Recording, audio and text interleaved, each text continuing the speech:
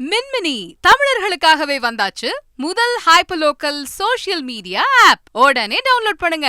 நாடாளுமன்ற தேர்தலில் கூட்டணி குறித்து பெரிதாக கவலைப்படவில்லை என கூறியுள்ள தமிழக பாஜக தலைவர் அண்ணாமலை, நிறுவன விரிவாக்கத்திற்காக செய்யப்படும் 3000 கோடி முதலீட்டிற்காக முதலமைச்சர் ஸ்பெயின் செல்ல வேண்டுமா என்று கேள்வி எழுப்பியுள்ளார்.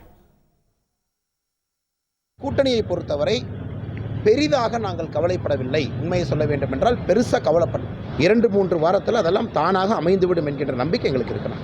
அனுமதியெல்லாம் மறுக்கலைங்கண்ணா. காவல்துறை அவர்கள் அனுமதி மறுக்கலை. நம்முடைய தலைவர்கள் இன்னைக்கு காவல்துறை அதிகாரிகளை பார்த்தாங்க.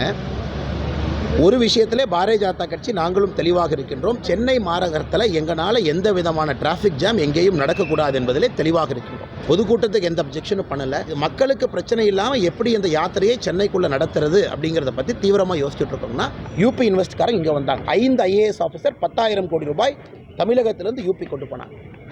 3440 கோடி ரூபாய் எக்ஸ்பான்ஷன் ப்ராஜெக்ட்டுக்கு பணத்தை கொண்டு வருவதற்கு முதலமைச்சர் ஸ்பெயினுக்கு போகணுமா? முதலமைச்சர் அவர்கள் துபாய்க்கு போய் 2 வருஷம் ஆச்சு. 6000 கோடி சொன்னார். 2 வருஷம் ஆச்சு. 1 ரூபா வந்துச்சாங்கன்னா 6 ரூபா வந்துச்சாங்கன்னா.